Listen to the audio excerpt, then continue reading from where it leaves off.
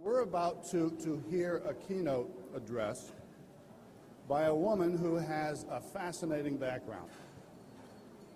She has her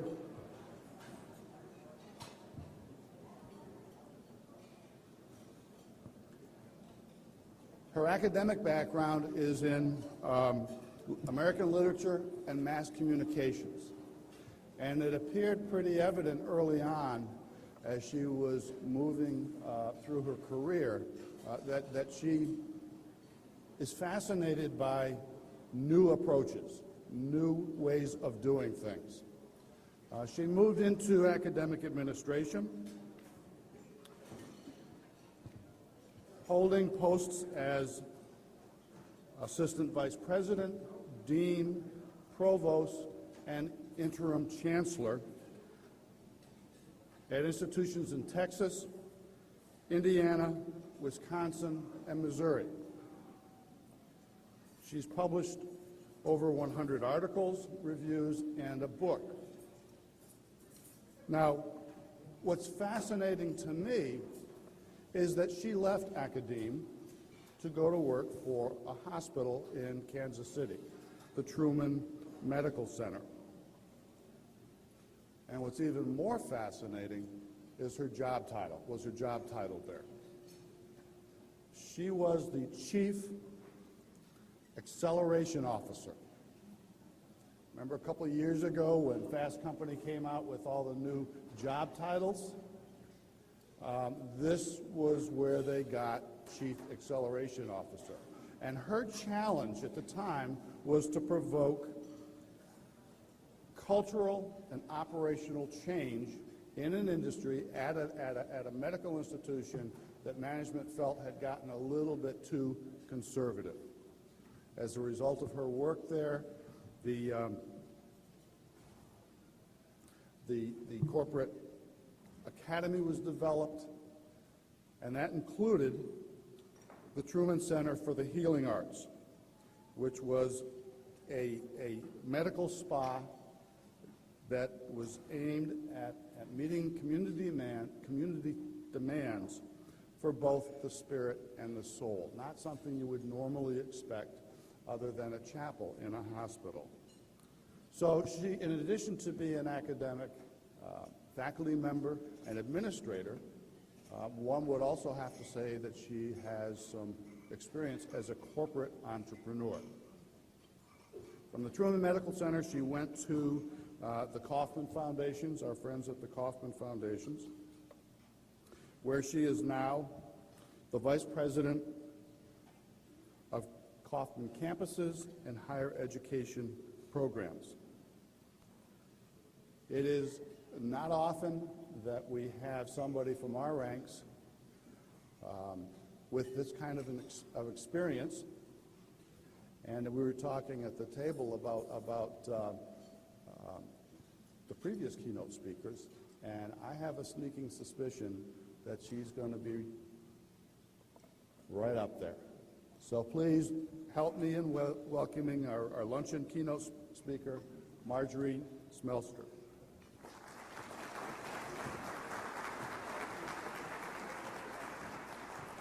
Woo, you're right, Jeff.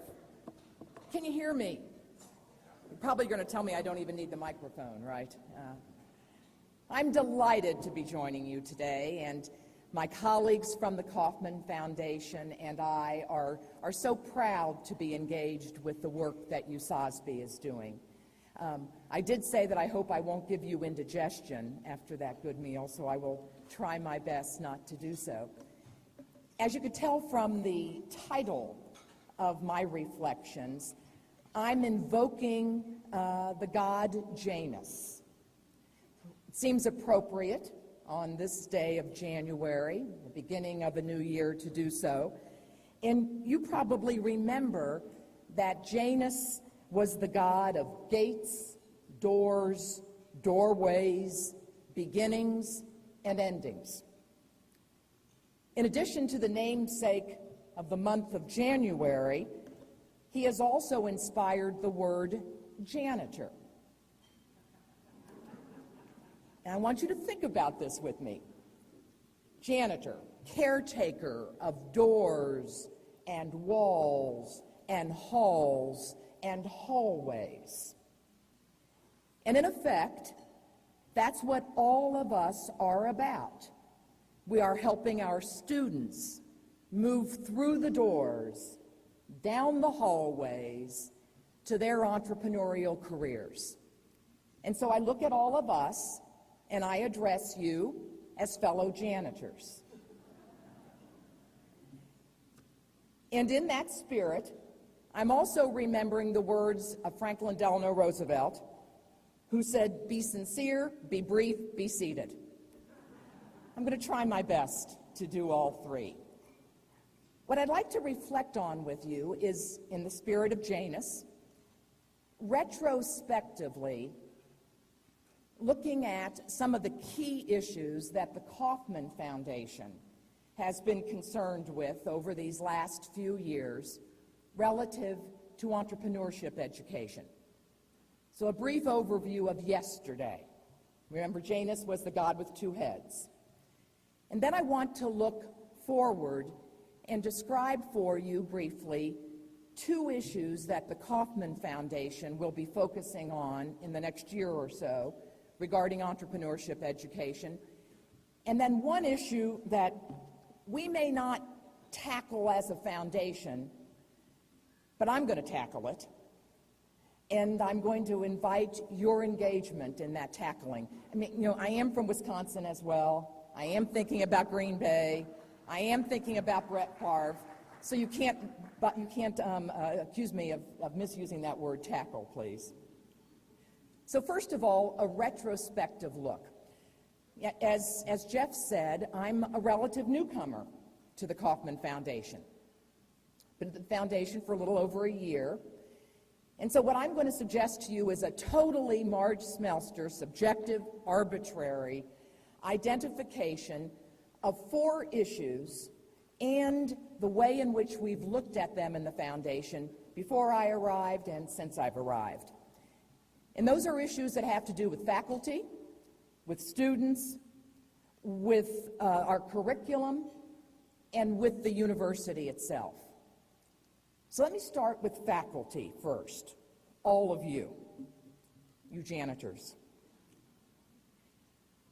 As you know, in our writings and in our conversations, we've been very concerned at the Kauffman Foundation that all faculty in universities, not just faculty from the schools of business, recognize that they have not only a role, but a responsibility to teach entrepreneurship. I think maybe one of the best summaries of that position of inclusivity came from Thomas Jackson, whom you recall was the president of Rochester University. And in an earlier thought book, he was interviewed and he said this, and I find these words very poignant.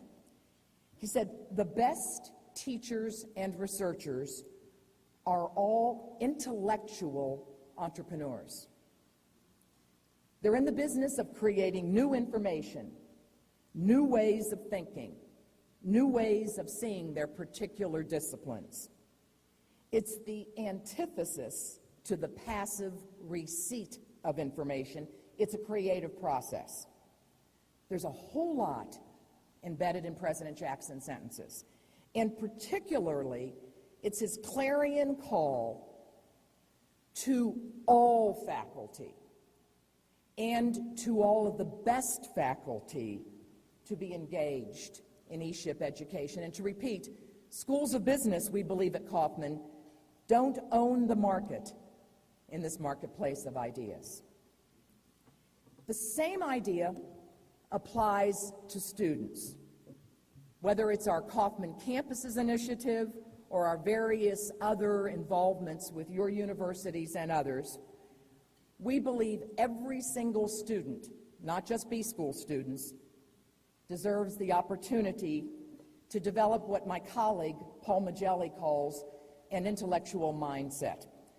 And in fact, in another thought book, he said we are compelled to inspire an entrepreneurial mindset above all students.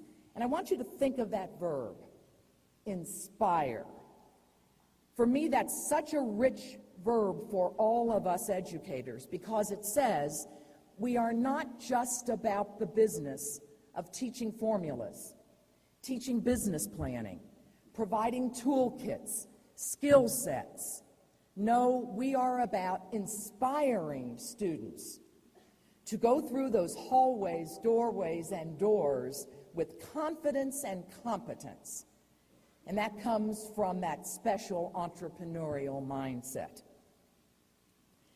Additionally, at Kaufman, we think our students need to be intimately knowledgeable about the issues that are challenging our entrepreneurial economy. And I want to remind you of a guide that I know you know very, very well. It's our recent research and policy guide that's called On the Road to an Entrepreneurial Economy. And you'll recall that we interviewed some of the most influential entrepreneurs throughout the country to find out what they believed were the most pressing issues affecting their professional lives. And they identified 4: ensuring a skilled workforce, reforming health care, promoting innovation, and limiting overly burdensome regulation and liability issues. I'm not going to go into detail on those. You know them. You know the report. But I want to remind you of what we think is important for E-SHIP education relative to that quartet of issues.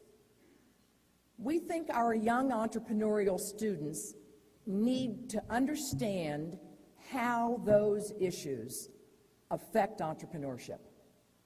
And then secondly, we believe our students need to realize the leadership role they need to assume to change those issues, to create policies that change those issues. Think, for example, of healthcare. We know only too well that existing entrepreneurs find that as one of the most critical issues because they cannot recruit employees who might be in other businesses who are going to leave their health care plans behind. And we know that would-be entrepreneurs are frightened of leaving the security of some of their businesses because they might not get health care because of pre-existing conditions. So we know that, but the question is how knowledgeable, how equipped with information are our students going to be if they're going to go into the world of entrepreneurship and not just moan and groan about those 4 issues as liabilities, but rather be in a leadership role to do something about that.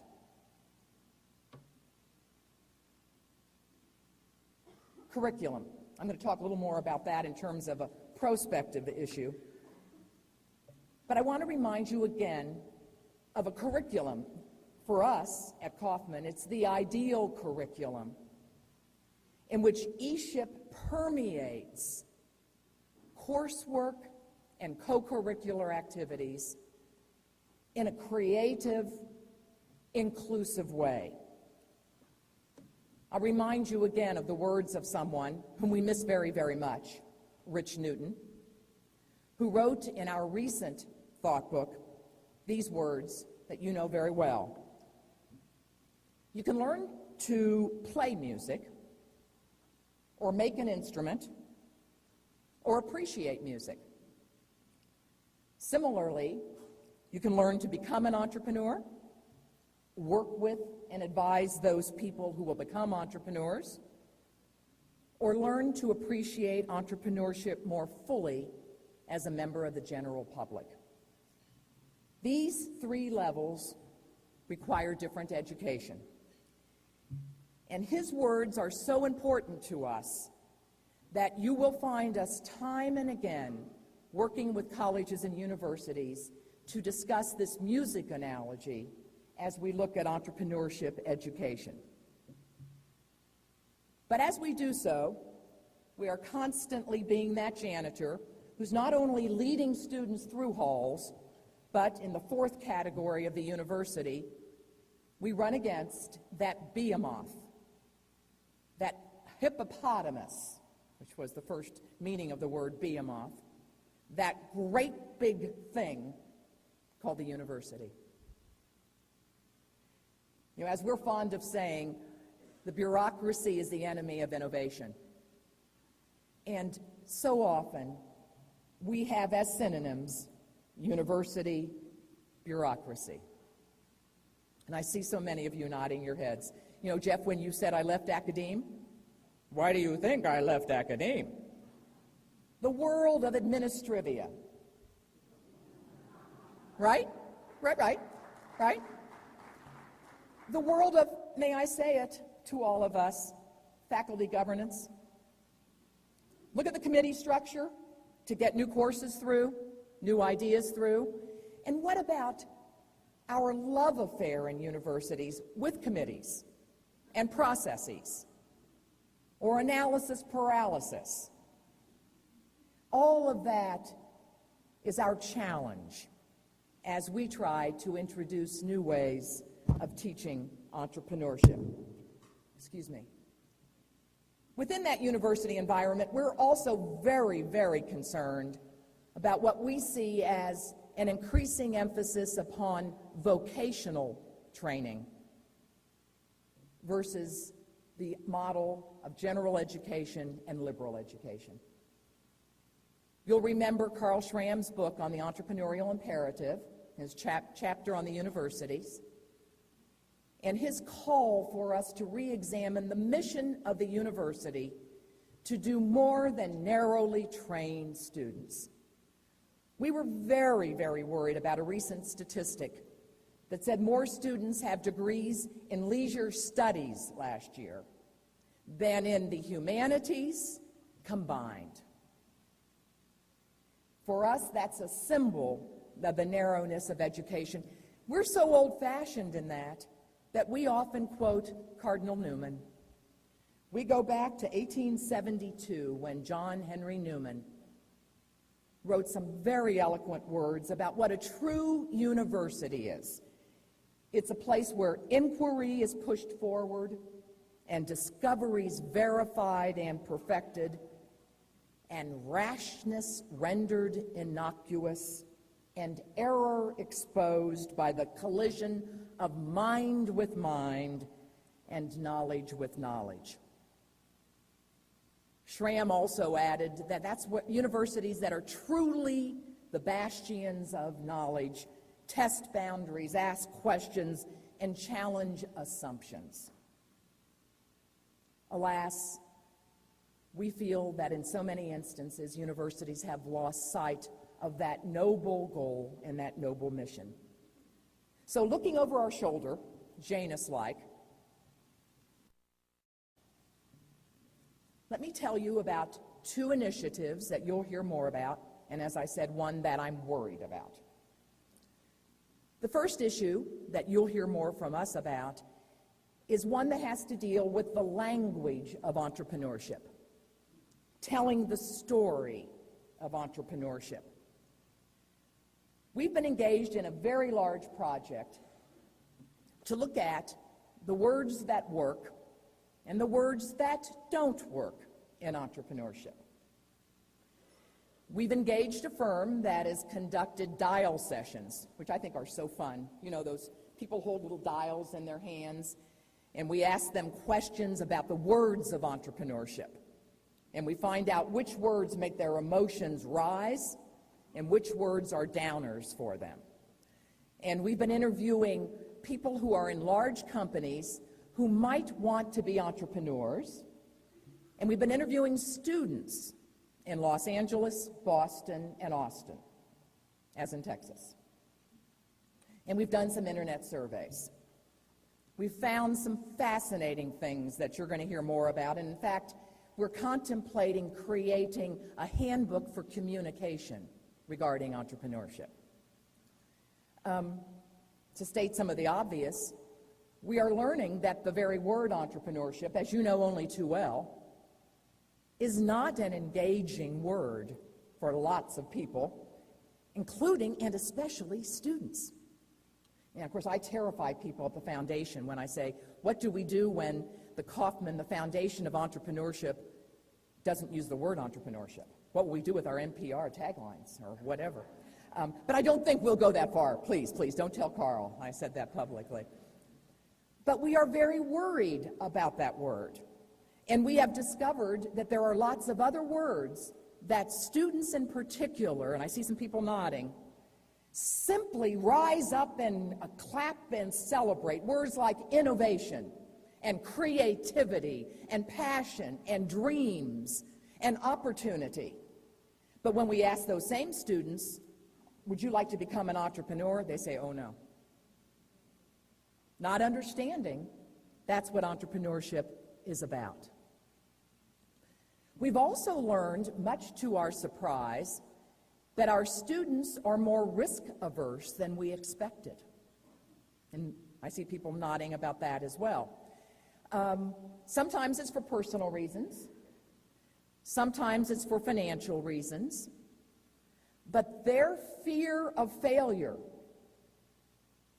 is so compelling that we feel we have to rethink the narrative we use when we tell them, jump into this, take the risk, it will be worth it.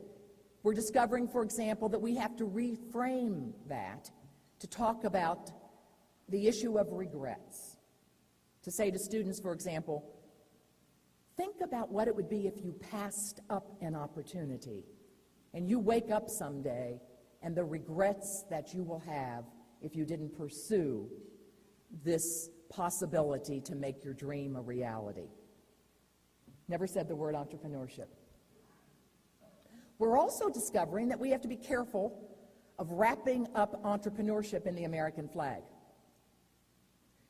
Irregardless of students' political backgrounds, they are so much more concerned about being global citizens than about being American entrepreneurs.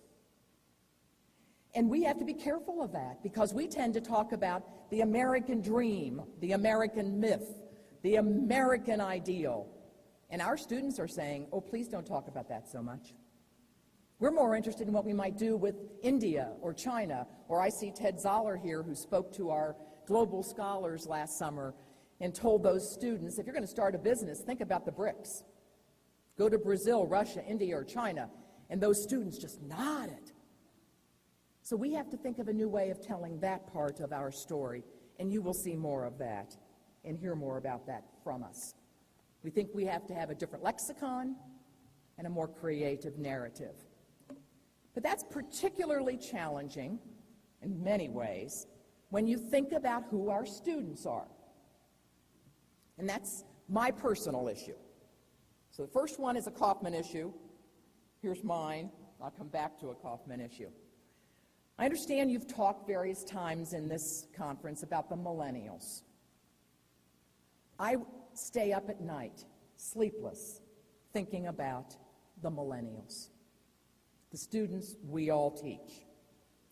One of the best articles I ever saw about them was in the Boston Globe recently by Jake Halpern.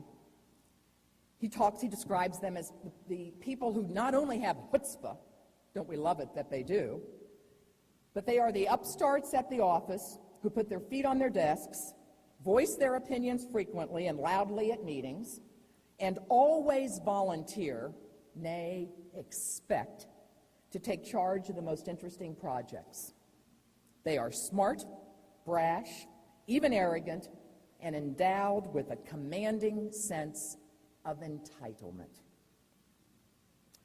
They include almost everyone born after 1970, and they were raised on a daily regiment of praise and flattery from their baby boomer parents and from teachers who embraced a self-esteem boosting curriculum. They have an elevated sense of narcissism. In fact, we have a columnist in the Kansas City Star who said for the entitlement generation, indeed, it's all about praise and recognition. The entitlement generation want it now. If they don't get it, they'll move on. Raised to expect praise and recognition, they've been rewarded with ribbons and stars for every accomplishment, Win, place, show, or just plain show up. They're accustomed to being acknowledged for their contributions. No matter how much a part of the regular order of business, the work seems to older workers who have been there, done that. Now, this is what I want to ask of us. Think about that profile of the millennials, and then think about our collective responsibility as educators. And as you're pondering it, I want to show a part of a recent 60 Minutes feature on the millennials, and then I'll come back and ask you a few more thoughts about them. So if somebody can push a button, we'll look at that.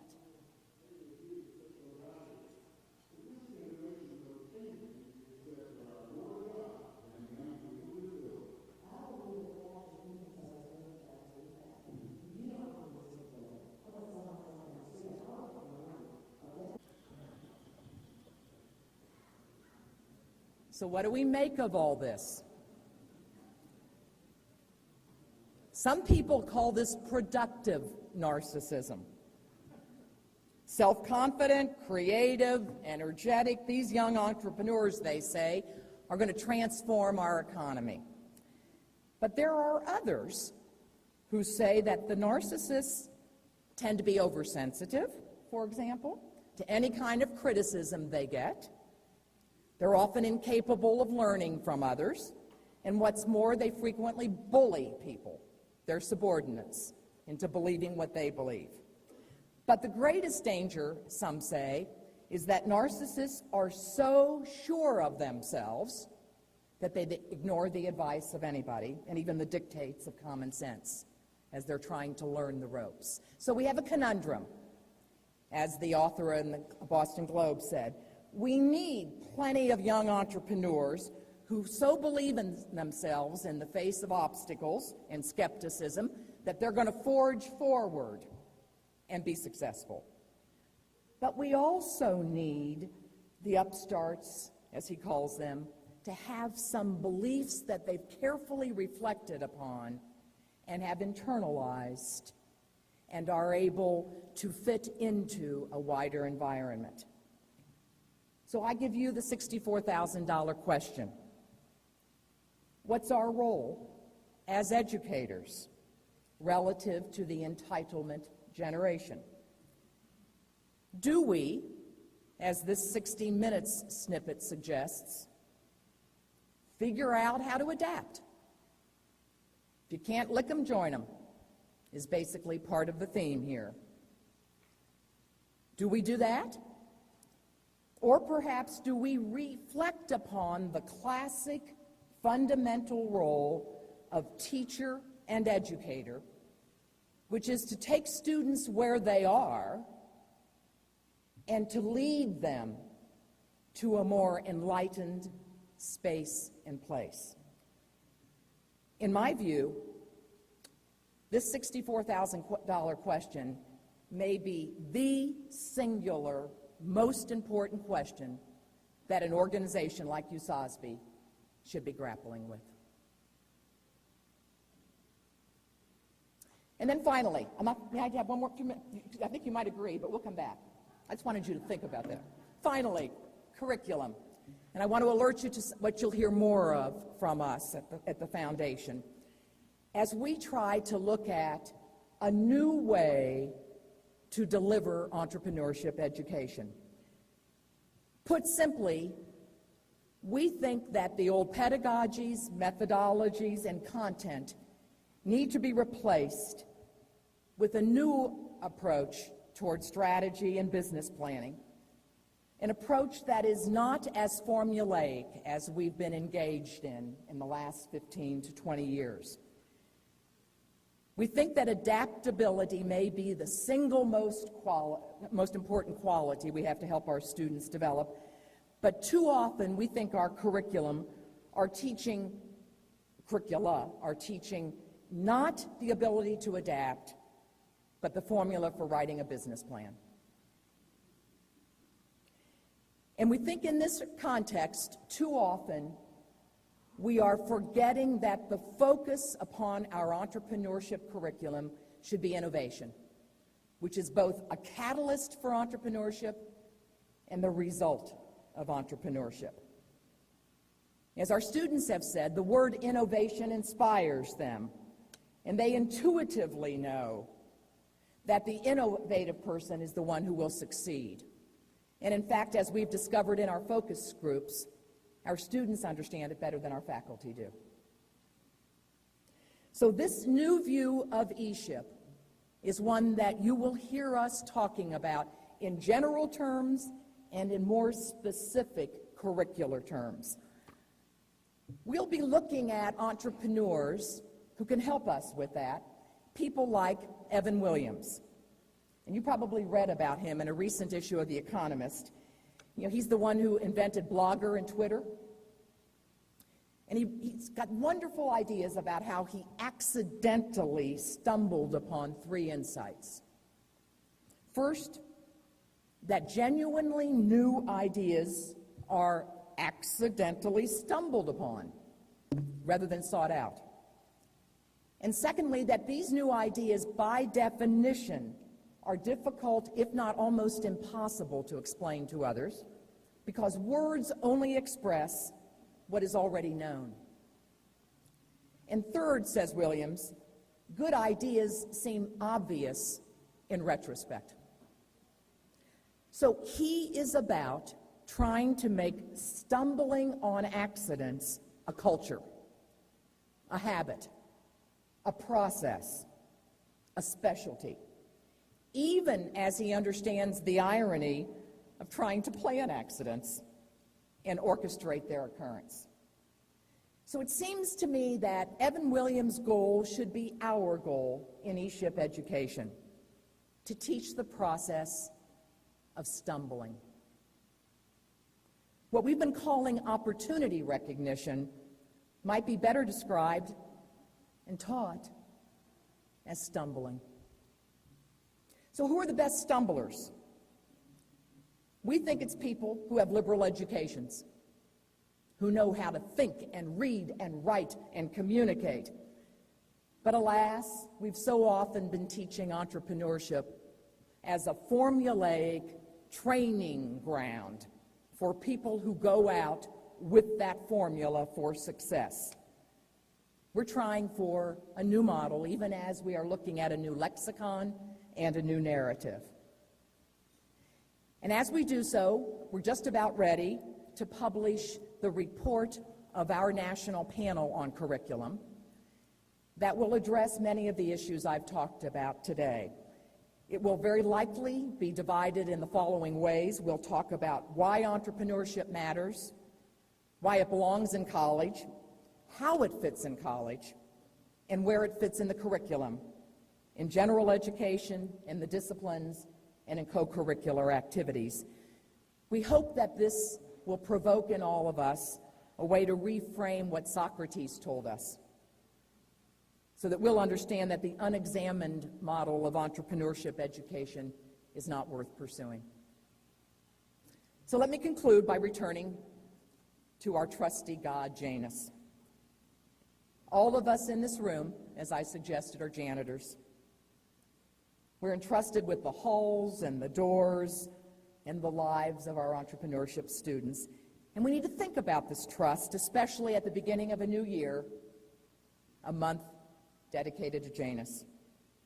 We look over our shoulders and we look forward, and we think about how we behave and how our students behave relative to entrepreneurship. We think about the language we use. We think about the model of entrepreneurship education we use.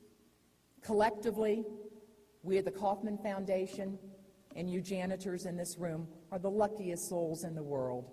We get to do this together. And we at the Kauffman Foundation are delighted about that togetherness. Thank you very, very much.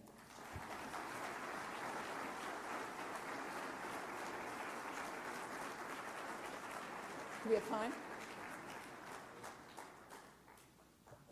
If we have time for your thoughts, Jeff said questions. I'd rather frame that as your reflections, your thoughts, ideas you have that will help us collectively. Please.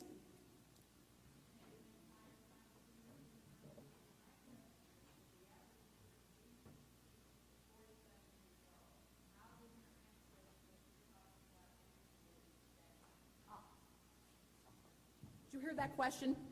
Average age of your university student to whom you're teaching entrepreneurship is 47 years old. How do you translate all that we're talking about? Probably all of that's at USASBE, the whole conference, to your students. I must say, I think about an early psychologist who said that we teach the same thing to everybody at every level. It really doesn't matter. But I think the language does. And I must say to you, that's why we are re-examining our language. But the issues, the fundamental issues of we're going to have, we think, 21 words for the 21st century that we think engage entrepreneurs' imaginations.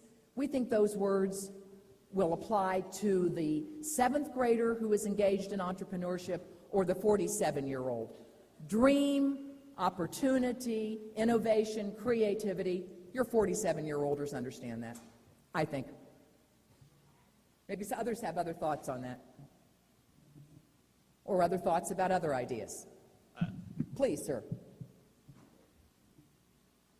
I don't know if I can talk loud enough, but if there's anyone here interested in forming an interest group on innovation and I-shift, not E-shift, I-shift, please find me. I'm kind of small. Find me, give me your business card so we can get an interest group along this vein. Thank you. Wonderful. And you are, sir? Oh, I'm sorry. Chuck Stowe at Sanderson State. With the last name Stowe like Stowe, Vermont. Thanks. Or Harriet Beecher Stowe? My great-great-great-grandmother. No. Bravo. Accident of birth. Claim it. Celebrate it. I see someone here in the light. Hi, my name is Michael Simmons, and this is regarding the lexicon aspect. You mentioned the surveys in Austin, New York, and Boston, I believe, and those are some of the largest cities in the country. What has been your experience with more rural areas in a lexicon? Great question. And in fact, even with those areas, you can hear me, can't you? Even in those areas, there are some regional differences we discovered going through that. I won't go in and tell you what Texans are like. I lived here 11 years, but some regional differences. But I have to go back to this question here. Again, fundamentally, our experiences have been that entrepreneurship is entrepreneurship is entrepreneurship. That the issues are universal among all segments, whether they are rural or urban, whether they are 7th graders or 47-year-olds. And I'm of the mind at this point, everything is subject to change, that we should talk more about the universal issues than trying to segment populations by age or a particular demographic slice. So at this point, we don't see that mistake. And I've been talking to colleagues here, if I've been doing revisionist history, they'll tell me. Okay. Yes, sir.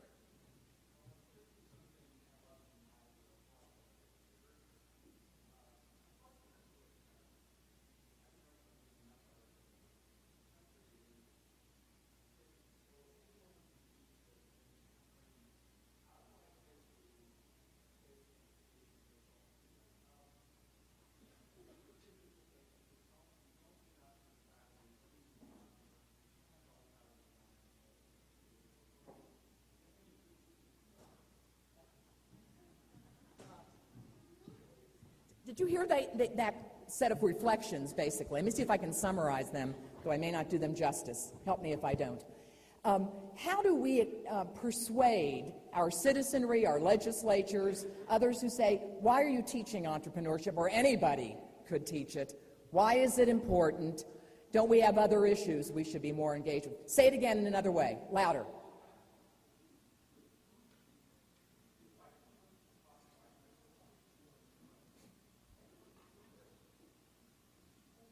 Yeah.